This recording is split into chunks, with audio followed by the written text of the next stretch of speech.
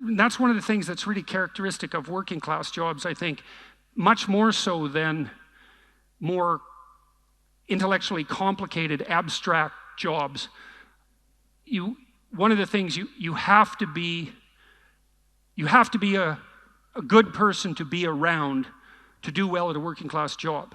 Because the jobs themselves are quite difficult. They're physically strenuous, they're demanding.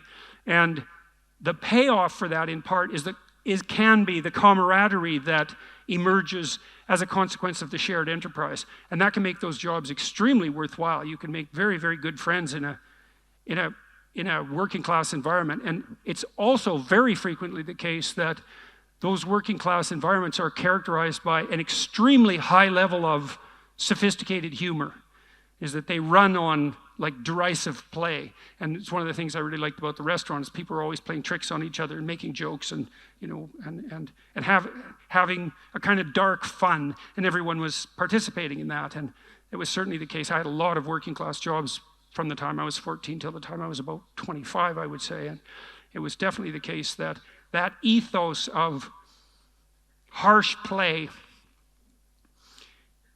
When I worked at this railway crew in northern Saskatchewan in the summer one year, and I was what the hell they call it, a peanut pounder. I think that was my job. I had this thing that looked like a lead tin can on the end of a stick, and I followed this machine that went down the tracks and laid down the plates that rails fit in, and there'd be a hole that was drilled into the plate, and then these things called peanuts held the plate in place so that someone come along and then spike the plate into place. And the guy in front of me would drop this little wooden dowel, which kind of looked like a peanut, hence the name, into the hole to hold the plate solid, and I would whack it with this lead can on the end of a stick, and that's what I did all day, was just this for like 16 hours out in the hot sun. And I did that for months, and it was an interesting place to begin working at. I write about this a bit in Beyond Order. I believe it's in Beyond Order, because there was an initiation ceremony that went along with the job.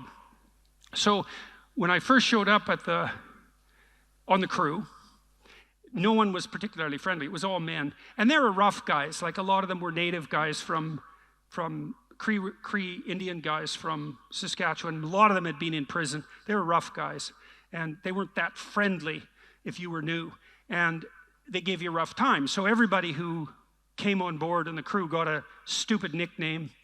Mine was 𝙅𝙤𝙗, which was this red-headed freckled puppet with big ears from the 1950s.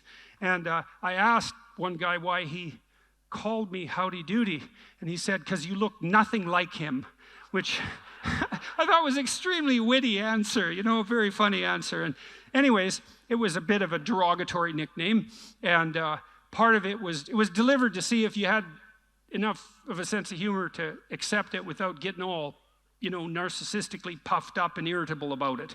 And so it got shortened eventually to Howdy, which was a lot better because there was kind of a cowboy chic thing going on with that, and that was a lot better.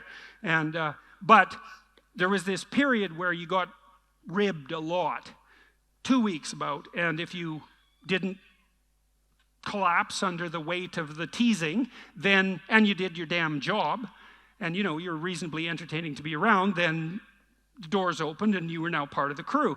There was one guy there, I wrote about him, Lunch Bucket was his name, that was his nickname, Lunch Bucket. He showed up on the crew with a lunch bucket, and that was a bad idea, because it's obvious that his mom had packed it, and you don't want to show up to a work crew of ex-cons with a lunch bucket that your mom packed. It's a bad look. And so he was called Lunch Bucket from day one, and he was a pretty touchy guy and pretty narcissistic, and people didn't like him very much, and he was tested a lot, and the testing started out with people just throwing pebbles at him. So the crew would stretch out about a quarter of a mile across the line as we were working on the tracks, and Lunch Bucket would be doing whatever job he had, and the game was to see if you could bounce a pebble off Lunch Bucket's helmet.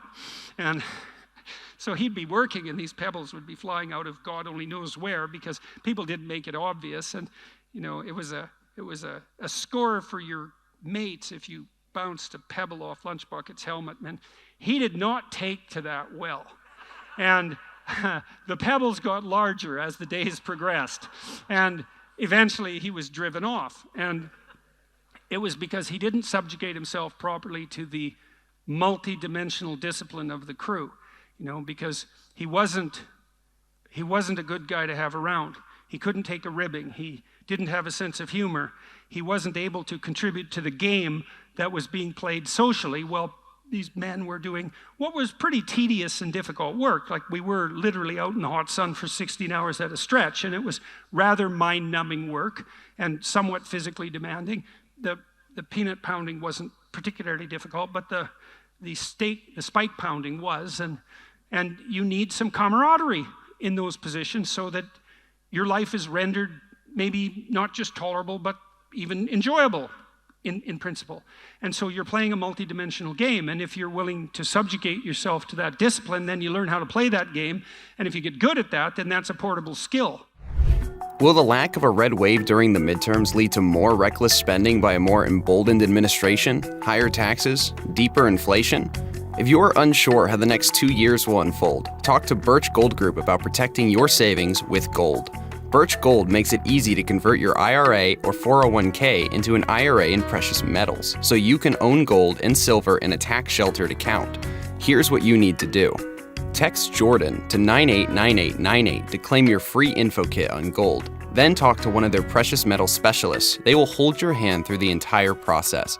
With an A+ rating with the Better Business Bureau, thousands of happy customers, and almost 20 years of experience converting IRAs and 401ks into precious metals IRAs, Birch Gold can help you protect your savings too. Text Jordan to 989898 and protect yourself with gold today. That's Jordan to 989898.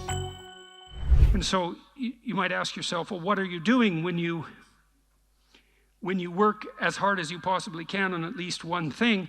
Is that you're molding yourself into someone who can aim at something and move forward with efficiency and skill. And maybe if you're doing that extraordinarily well, you're not only molding yourself into someone who can aim at something and move towards it with efficiency and skill, but you can do that at the same time that you're helping other people around you do that, right? So you can think about this. Imagine you're a good athlete on a team, and you might say, well, what does it mean to be a good athlete? And you might say, well, I'm a soccer player, a football player, and I'm great I'm a top scorer.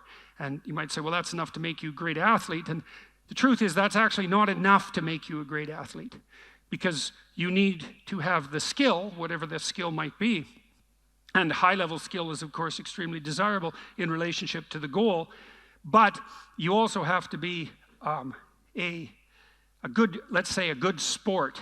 And that's a rather trivial description for something that's actually quite a profound moral accomplishment. So if you're not only a highly skilled athlete in the technical sense, but you're a good sport, it means that while you practice your skill, whatever that is, you also elevate the ability of all your teammates to make their skill manifest and also to improve their skill. And you do that simultaneously, right? And that's a high-level athletic ethos, is you're a good athlete and you're a good team player, and the union of those two things might make you something approximating a good person.